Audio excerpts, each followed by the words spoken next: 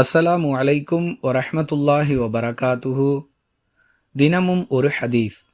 ஹதீஸின் சுருக்கம். நஜித் என்ற ஊரைச் சேர்ந்த ஒரு மனிதர் ரசூலுல்லாஹி ஸல்லல்லாஹு அலைஹி வஸல்லம் அவர்களை சந்தித்து இஸ்லாத்தை பற்றி கேட்டார்.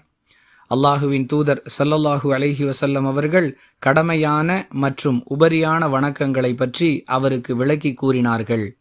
இவற்றை கேட்ட அந்த மனிதர் கடமையான வணக்கங்களை மட்டும் அடையாளப்படுத்தியவராக, அல்லாஹுவின் மீது ஆணையாக இவற்றில் எதையும் நான் கூட்டவும் மாட்டேன், குறைக்கவும் மாட்டேன், அதாவது கடமையான வணக்கங்களை தவிர வேறு எதையும் செய்ய மாட்டேன் என்று அல்லாஹுவின் மீது ஆணையிட்டு கூறியவராக திரும்பிச் சென்றார்.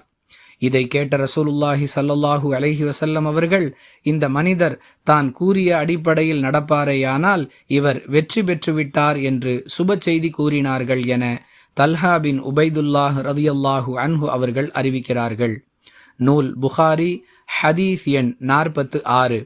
அன்பிற்குரிய அல்லாஹுவின் நல்லடியார்களே, இஸ்லாத்தை பொறுத்தவரை கடமையான மற்றும் உபரியான வணக்கங்கள் நமக்கு வழிகாட்டப்பட்டிருக்கின்றன.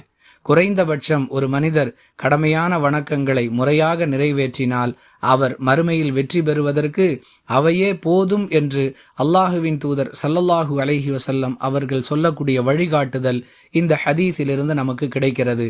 அதற்காக உபரியான வணக்கங்களை செய்வது தவறு என்றோ செய்யக்கூடாது என்றோ புரிந்து கொள்ளக்கூடாது. குறைந்தபட்சம் கடமையான வணக்கங்களையாவது முறையாக நிறைவேற்ற வேண்டும் என்பது இதன் பொருள். வாஹிர் தஅவானா அனில் ஹம்துலில்லாஹி ரப்பில் ஆலமீன்.